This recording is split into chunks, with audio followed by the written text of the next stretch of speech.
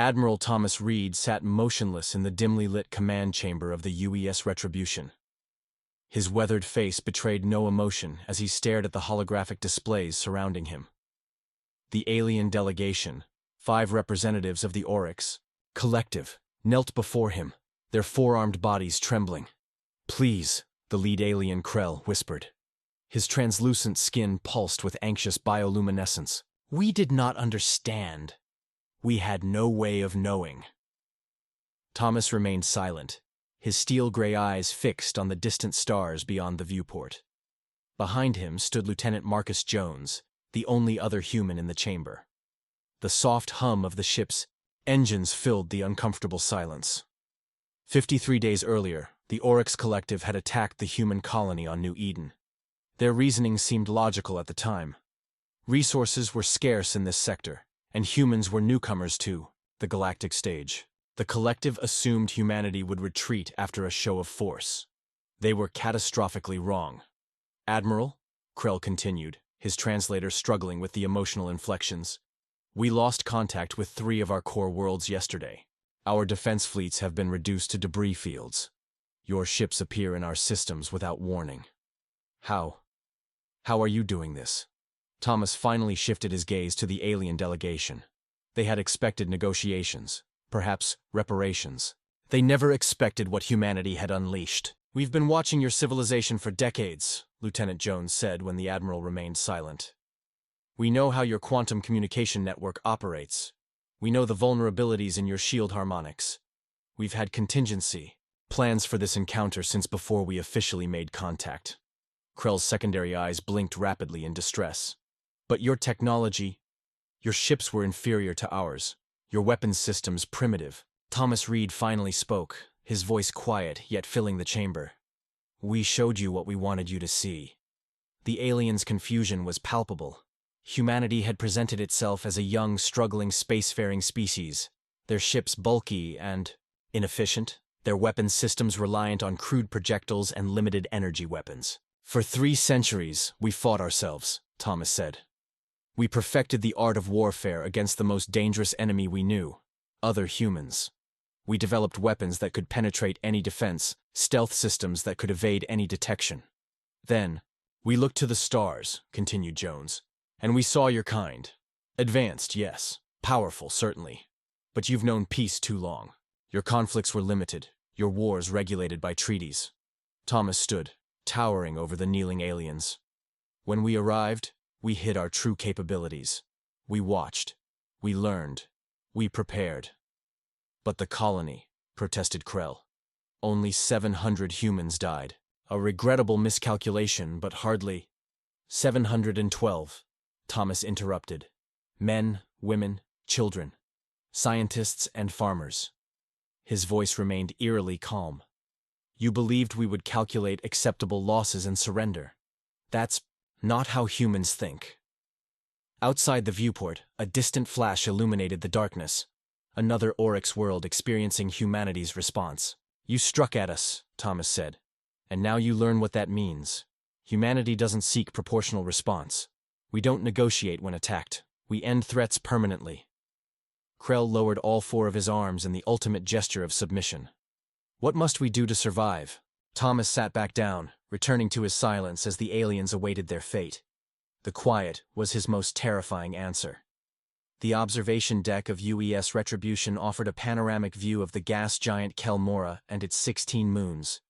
On the 3rd moon, once a thriving Oryx mining colony, fires still burned across the surface, visible even from orbit. Captain Eliza Morris watched the distant flames with clinical detachment. "Status report," she said to the holographic display beside her. "Fleet positions maintained, Captain," replied the ship's AI.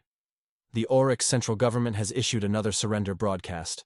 17 more of their outlying systems have lowered defenses and accepted occupation terms." Eliza nodded. 3 weeks had passed since Admiral Reed's meeting with the Oryx delegation.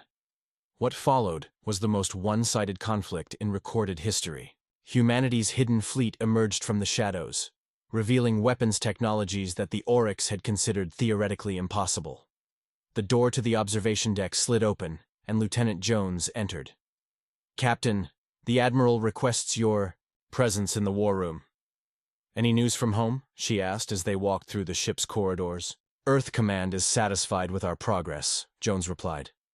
The Council has approved Phase 3. Eliza's stride faltered slightly. Already? I thought we'd at least give them time to implement the surrender terms. Jones's expression remained neutral. The Admiral believes further demonstration is necessary. In the war room, Admiral Reed stood before a massive strategic display. The Oryx territory, once spanning nearly 100 star systems, was now mostly highlighted in blue, indicating human control. Several senior officers stood around the table, including Commander Alan West, head of intelligence operations. The Krell delegation has broadcast the peace terms to all remaining Oryx worlds, Alan reported. 93% compliance so far. Reed nodded slowly. And the holdouts? 7 systems, mostly military installations with commanders who believe surrender is dishonorable. They'll serve our purpose then, Reed said. He gestured to a smaller star cluster at the edge of the display. Prepare the Nova package for deployment in the Theros system. A heavy silence fell over the room. Captain Morris stepped forward. Sir, Theros has a population of over 3 billion Oryx civilians, and their military base has refused our terms 3 times, Reed replied without emotion. They believe we're bluffing about our capabilities. They need to understand we don't bluff. But sir, Eliza persisted, Nova deployment would end this war in a day, Reed finished for her. The observers will witness it and carry the message to their own civilizations. This isn't just about the Oryx anymore, Captain. The observers Reed referred to were representatives from 7 other alien powers who had been watching the conflict unfold. Humanity had invited them specifically to witness what happened to those who threatened Earth and its colonies. Commander Allen pulled up additional data. Intelligence suggests the Volar Imperium is already withdrawing their border fleets. The Meridian Alliance has sent diplomatic overtures requesting formal non-aggression treaties. Reed turned to Captain Morris. Do you know what prevented wars on Earth for our last century before we reached the stars, Captain? Mutually assured destruction, she answered. Precisely. But here in the galaxy, we found no mutual assurance. Just races who thought they could prey on us with impunity. He turned back to the display. The Oryx were the strongest predators we encountered. Taking them down establishes the new order, Lieutenant Jones spoke up.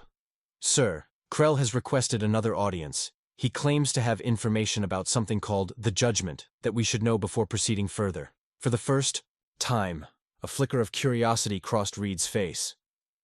The Judgment? He repeated. Interesting timing for new information to surface.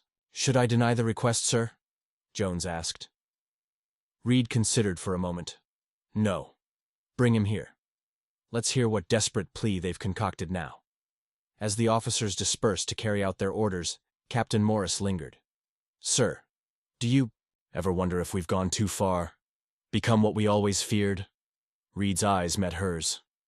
What we feared, Captain, was extinction. Everything else is acceptable compared to that. Outside, the fires on the Oryx moon burned on, a beacon warning the galaxy of humanity's resolve. The war room fell silent as Krell entered, escorted by 4 armed guards. The Oryx ambassador moved more slowly now, his once vibrant skin dull and patchy. Behind him shuffled an ancient member of his species, so old that its exoskeleton had calcified into rigid plates. Admiral Reed, Krell began. Thank you for granting this audience. May I present Elder Mox, keeper of the ancestral records. Reed gestured for the aliens to approach the central table. The holographic display had been dimmed, showing only a slowly rotating model of the galaxy. You claim to have information about something called the Judgment, Reed said. I'm listening. The ancient alien stepped forward with difficulty. When it spoke, the translator struggled to convey the complex harmonics of its dialect. Human. Admiral, your species is not the first to walk this path, Elder Mox began. In our archives, we have records spanning 20 million years. Records that speak of cycles of dominance and retribution. Commander Alan West exchanged a skeptical glance with Lieutenant Jones. Captain Morris, however, leaned forward with interest. 17 galactic cycles ago, continued Mox, Another species rose as you have. The Valkus. They were much like you, resourceful, determined, and unforgiving when threatened. They too had hidden their true capabilities, waiting for the moment to reveal their power. Reed's expression remained impassive. And what happened to these Valkus? They conquered, Mock said simply. As you are conquering now. They established what they called the domain of consequence, a hegemony built on fear and overwhelming force. The elders' breathing became labored. For 3,000 years they ruled, until the judgment found them. You speak of this judgment as if it's a living thing, Reed observed, because it is. Mock slowly raised a trembling appendage, activating a small device. A new hologram appeared above the table, strange geometric structures, perfectly symmetrical, orbiting a black star. The ancients called them the architects, Mox explained. They do not communicate, they do not negotiate. They observe, and then they judge. Species that grow too powerful too quickly, that upset the balance of the galaxy. They are deemed threats to what the architects value above all else. And what's that? Asked Captain Morris. Stability, Krell interjected. Our philosophers believe the architects seed and nurture life throughout the galaxy, guiding evolution over billions of years. They allow natural competition and advancement. But when a species demonstrates both the capacity and willingness for rapid, unchecked galactic domination, the Valkus vanished, Mox finished. Not just defeated, erased. Their colonies, their homeworld, their very existence, gone. Only fragments remain in the oldest archives. Reed leaned back in his chair, studying the hologram. Convenient that this information emerges just as we're about to deploy our most powerful weapon. Krell's secondary eyes pulsed with anxiety. We did not know if the legends were true until we searched the deepest archives. But the pattern your species follows, it matches precisely. The sudden revelation of overwhelming force. The calculated demonstrations of power. The invitation of observers to witness. Commander Allen cleared his throat. Sir, our long-range sensors have detected unusual energy signatures at the edge of the Helios cluster. Structures that match no known configuration in our database or the Oryx records we've accessed. For the first time since the war began, uncertainty flickered across Reed's face. The architects watch, whispered Mox. They have always watched. They intervene only when necessary, when balance is threatened. Your Nova weapon, Admiral. It may be the final evidence they need to render judgment. Reed turned to his officers. Verify their claims. I want every scrap of information about these architects, and any historical precedent for their intervention. As the tense meeting concluded and the aliens were escorted out, Captain Morris approached the Admiral. If it's true, sir, if there is some force out there maintaining balance. Reed stared at the strange geometric structures in the hologram. Then we need to understand the rules of the game before our next move. His eyes narrowed. Or find a way to change them. Outside the retribution, the stars continued their silent vigil, indifferent to the machinations of the species that moved between them, and perhaps hiding watchers with standards none had yet comprehended. The command shuttle cut through the upper atmosphere of Nexus Prime, once the crown jewel of the Oryx Collective, now the forward operating base for humanity's occupation forces. Admiral Reed watched through the viewport as they descended toward the sprawling alien metropolis, its architecture a strange blend of crystalline spires and organic curves. Beside him, Dr. Diana Wells reviewed data on her tablet. As Earth's foremost xenoarchaeologist, she had been summoned immediately after Mox's revelation. These structures we've detected, she said without looking up. They match descriptions found in 12 different ancient civilizations' mythologies, always depicted as judges, watchers, or caretakers. Reed frowned. Myths and legends aren't exactly actionable intelligence, Doctor. No, but this is. She handed him the tablet, displaying an image of an asteroid field. These are the remains of a system called Velthora. According to records we recovered from the Oryx archives, it was home to a highly advanced species called the Numeri about 7,000 years ago. Let me guess, they expanded too rapidly? Diana nodded. They developed a form of consciousness transfer technology that allowed them to rapidly clone and populate new worlds. Within a decade, they had spread to over 30 systems. Then, according to the records, the sky opened and judgment came. No further details, just that aftermath image. The shuttle landed on a platform adjacent to what had once been the Oryx governmental palace.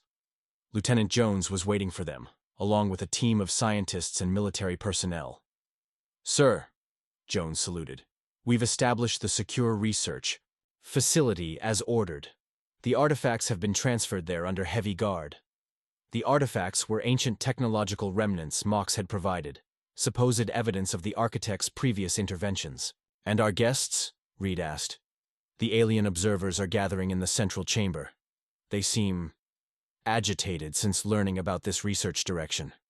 As they walked through the repurposed alien structure, Reed noticed the strange mixture of human military equipment and Oryx architecture. Human soldiers patrolled alongside captured defense drones, reprogrammed to serve their new masters.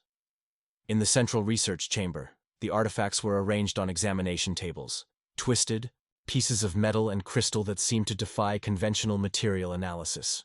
Captain Morris stood with Commander Allen reviewing security protocols. "Admiral on deck," Morris called as they entered. "At ease," Reed said. "Report." Commander Allen stepped forward. "Sir, we've detected 17 more of those structures at strategic points throughout Oryx space. They appear to be moving, though not on any conventional propulsion system we can detect." "Are they communicating?" "Not in any way we can intercept, but their movements suggest coordination." Reed turned to Dr. Wells. "Your assessment?" She approached one of the artifacts, a twisted shard of black material that seemed to absorb light. "These are millions of years old, yet they contain energy. Patterns we can't explain, and look at this." She gestured to a holographic display, showing microscopic engravings on the artifact's surface. The same mathematical sequence appears on relics from civilizations that never contacted each other, separated by millennia. A junior officer rushed into the room. "Sir, the Nova package deployed to Theros system has gone offline." Reed's expression darkened. "Malfunction?" "No, sir, it just vanished, along with our escort fleet." Silence fell over the chamber.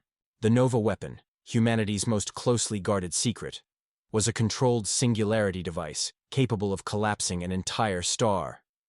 "It begins," came a voice from the doorway. Krell stood there, permitted limited movement within the facility. "As a consultant, the judgment evaluates your intentions first, before passing sentence on your actions." Reed stared at the alien, then at the artifacts. "Dr. Wells, I need options. If these architects exist and operate on rules we can understand, then we can find a way to deal with them." "Sir," Captain Morris interjected, "perhaps we should consider de-escalation. If we're facing a force this advanced, humanity does—" "Not back down, Captain," Reed cut her off, but his voice lacked its usual conviction. "We've come too far to surrender our advantage now." Dr. Wells looked up from her examination. "I don't think this is about advantage anymore, Admiral. If these beings exist as described, they don't care who wins or loses. They care about balance, about preventing any one species from becoming capable of galaxy-wide destruction."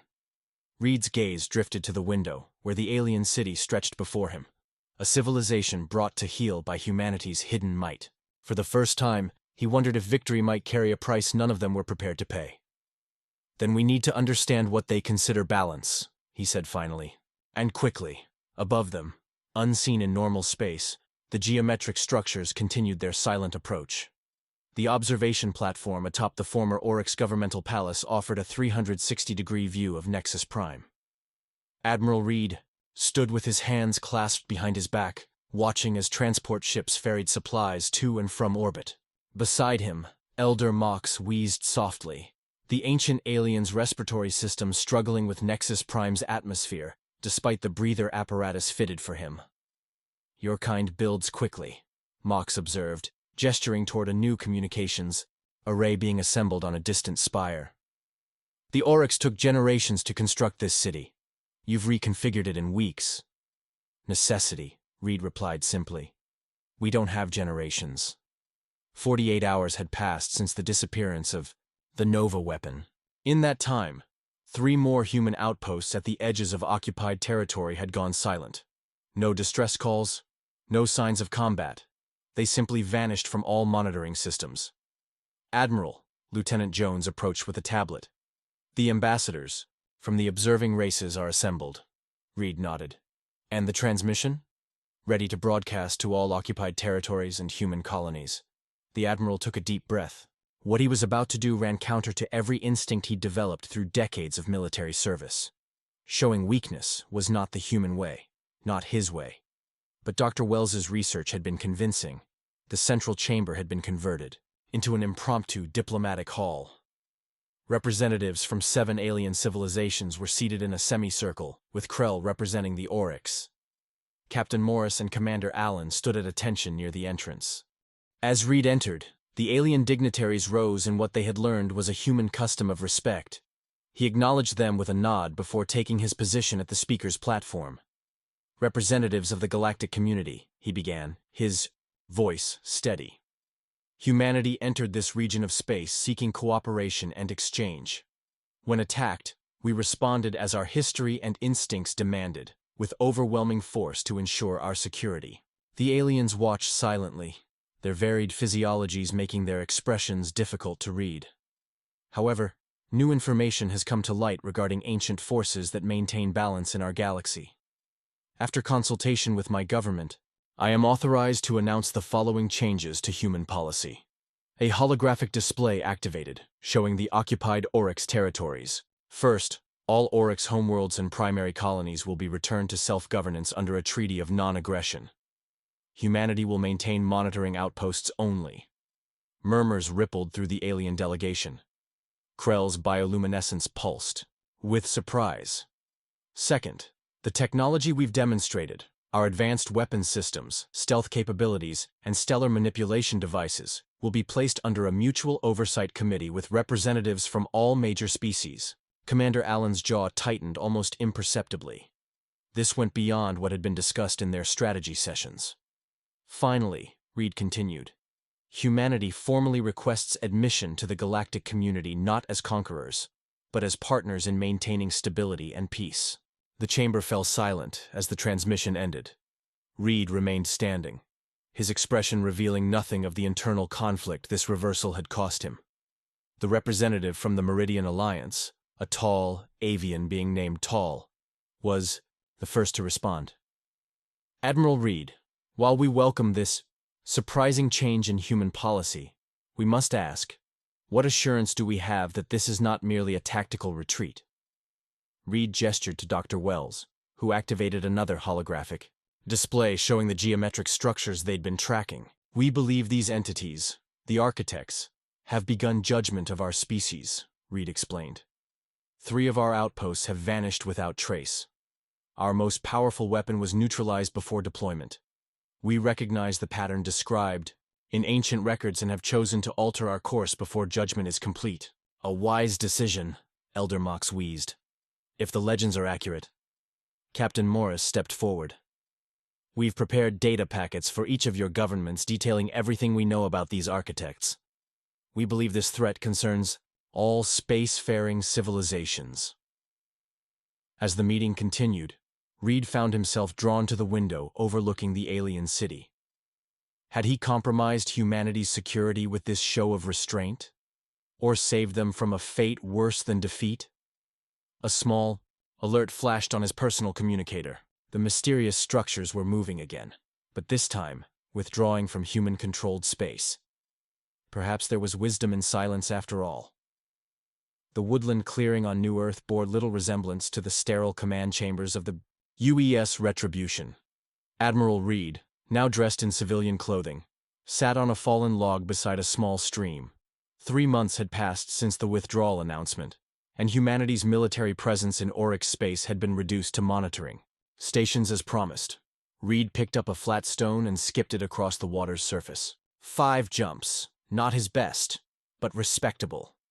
He smiled faintly, remembering teaching his daughter this same skill decades ago. I thought I might find you here, said a familiar voice.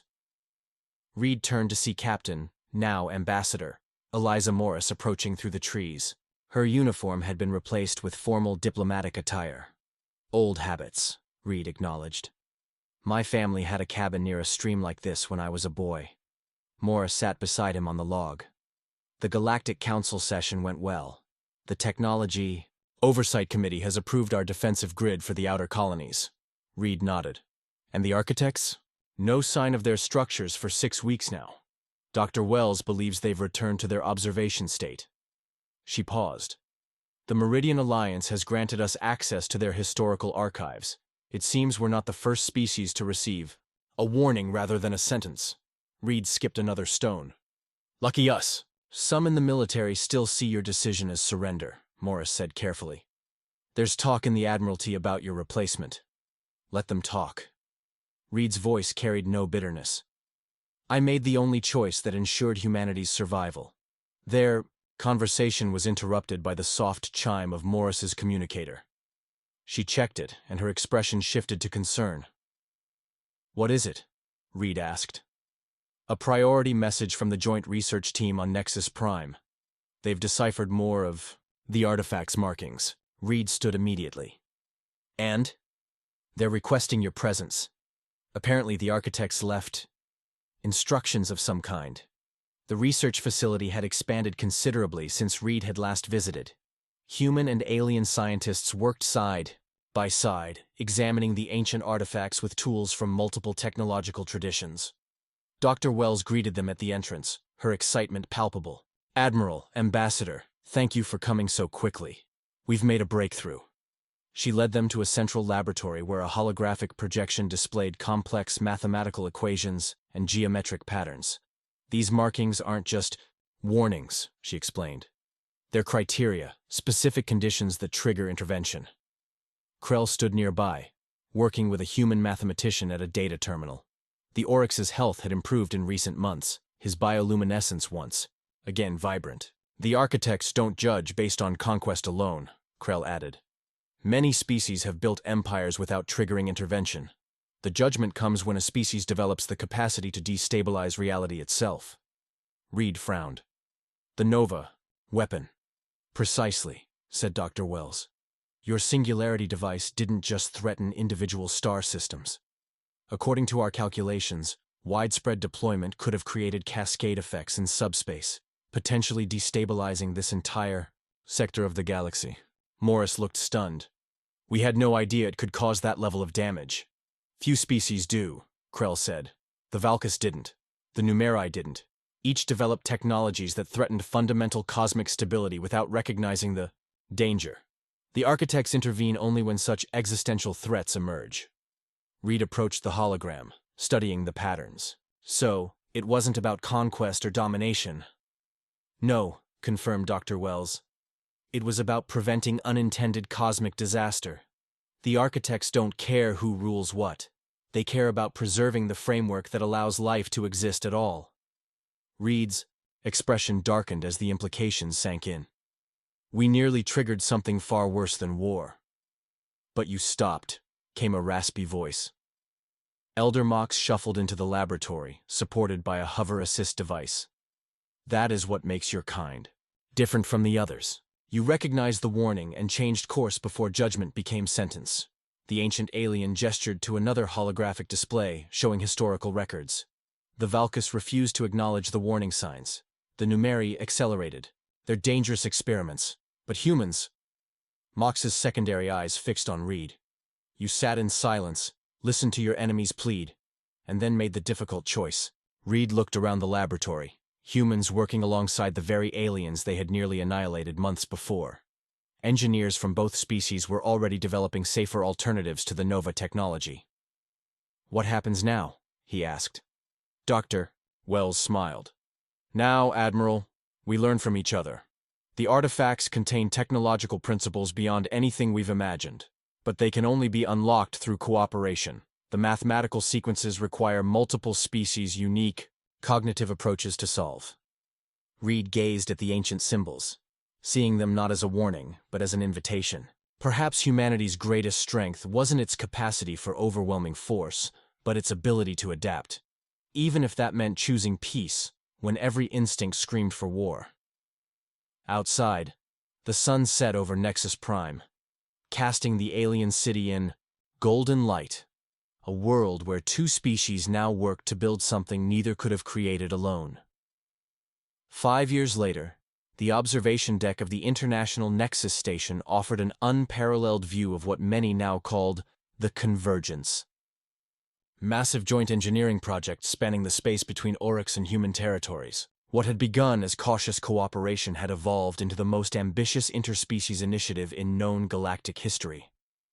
Admiral Thomas Reed, now officially retired but serving as special advisor to the Human Oryx Cooperative, watched as construction drones swarmed around the framework of the enormous structure. "Impressive, isn't it?" said a voice behind him. Reed turned to see Krell approaching, the Oryx diplomat moving with the confidence of one who had fully recovered his health and purpose. In the years since the conflict, they had developed an unlikely friendship.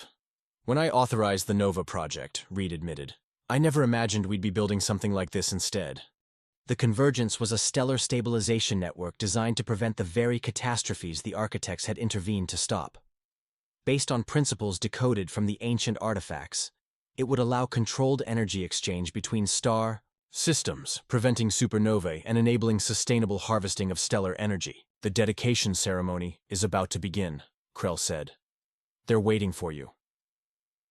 Reed nodded and followed his former enemy through the station's corridors. The facility was a testament to integrated design. Human practicality merged with Oryx organic architecture, creating spaces comfortable for both species. The central amphitheater was filled with dignitaries from 27 species, including all 7 of the original observer races. Ambassador Morris, now Director of Interspecies Relations, stood at the podium, preparing to address the gathering. As Reed took his seat in the front row, he noticed Elder Mox seated nearby, looking frailer than ever but with eyes bright with satisfaction.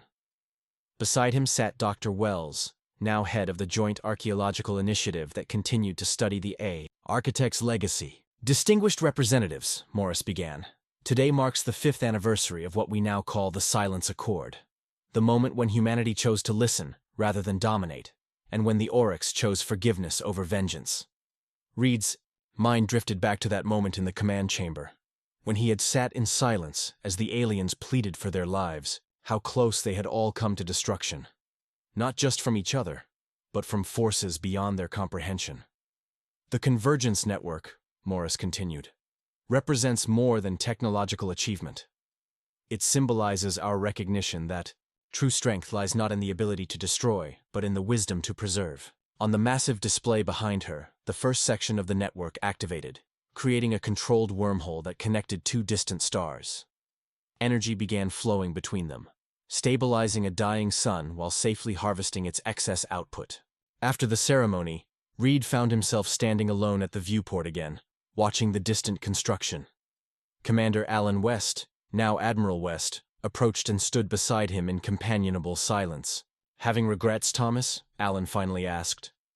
Reed shook his head, wondering what might have been if we'd chosen differently. "According to Dr. Wells' latest translations, we wouldn't be here to wonder," Alan replied grimly. "The architect's intervention protocol was already in its final stage when we stood down." A small alert chimed on the station's communication system. Reed glanced at the nearest display and felt a chill run down his spine. The sensors had detected one of the geometric structures, just one, in distant orbit around the Convergence. "They're still watching," he murmured. "Always will be," Alan said. "But now we understand why." As if on cue, Dr. Wells joined them, excitement evident in her voice. "Admiral, we've completed the final translations. The artifacts weren't just warnings, they're parts of a map." "A map to what?" Reed asked. "To them," she said simply. "The architects left a path for species that pass their test. Coordinates to regions of space where they actively mentor civilizations that demonstrate the necessary wisdom." Reed stared out at the stars, a slight smile forming on his weathered face. Humanity had entered the galactic stage ready for war, only to discover a test they hadn't known they were taking. By choosing silence over force, by listening to their enemies' pleas, they had unlocked a door to something far greater than conquest. "Prepare an expedition," he said quietly. "It's time we introduced ourselves properly." In the distance, the geometric structure pulsed once with brilliant light, then vanished. Not in judgment, but in invitation. The silence that had once seemed like weakness had become humanity's greatest strength.